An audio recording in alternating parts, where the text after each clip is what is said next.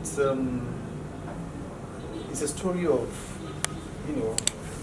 just like any typical Nigerian child growing up in the village, from Nasarawa State, school in my own village, secondary school in my village.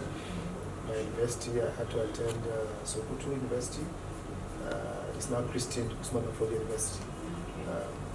By the way, I read law at Sokoto University.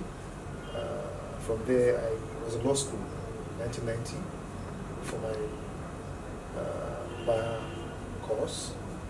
I was called to Nigeria by 1991, and I did my service in Enugu. Then it was called Anambra State then.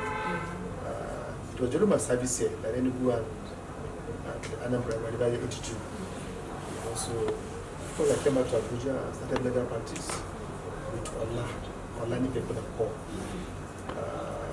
It's a law firm run by Olani Pekunese.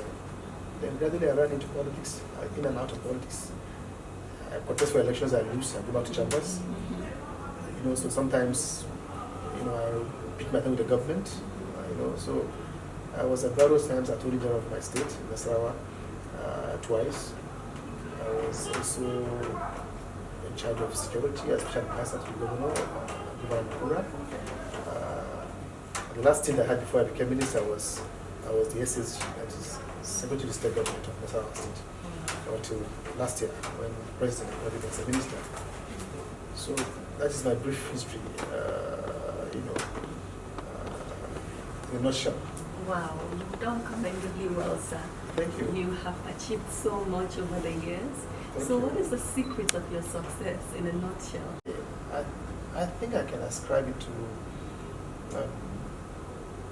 one, I think perseverance, some level of patience, then loyalty to a cause, and then to some extent, in fact, to a larger extent, destiny probably, because God predestined, as a living, that's my fate. You predestined what you do, what happens to you, where you go, what kind of level or height you reach. So yeah, to some extent, large extent rather, I can say it's destiny, coupled with one's passion to do things right, to focus, on the real thing, and then not getting distracted, persevering over all the challenges, that confront you. So by and large, that is probably the motivation. Yes. Oh, fantastic. So would you say that Nigerians are inventive enough? And what is your ministry doing to encourage that? Nigerians are super inventive. They are super inventive, especially the boisterous youth population that we have. It is a potpourri of intelligence, creativity, innovativeness, etc. If you see the kind of things that, especially in the ICT, cycle, you see a lot of them. They have been taken over, by some multinationals, partnering with them, and then seeing how they can patent the invention and then commercialize it. So Nigerians have been very inventive enough. So, but from the ministry, what we're doing essentially is to provide, the enabling environment for these inventions to prosper. Now we have what we call the Presidential Standing Committee on Invention and Innovation. Then we have what we call the Technology Exposition, which we do annually. Then, of course, we have the 774 local governments, competition. It's a competition where we bring out the best science students, to begin to compete from each local government of the federation. Then we do the finale at the state level from each local government, and then pick the best from the state.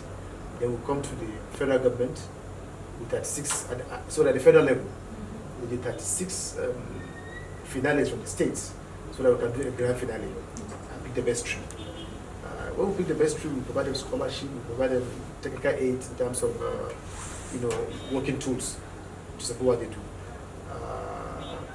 And then of course we have the IJC, the National Junior Science Olympiad, which we encourage our students to participate. They compete with their counterparts in other countries. And then so we do a lot of patenting, of these inventions. We do intellectual and technology exchanges. So all these are processes that we promote, to see how we can support inventions and innovations of Nigerians. Lovely. Yes. So you've told us a bit Come from outside the country if we don't provide the requisite expertise within the country. So Executive Order number 5 tries to create, or enable that process to be actualized. Then we have a draft nanotechnology, which is essentially to create an environment where we produce or manufacture, through evaluators and precise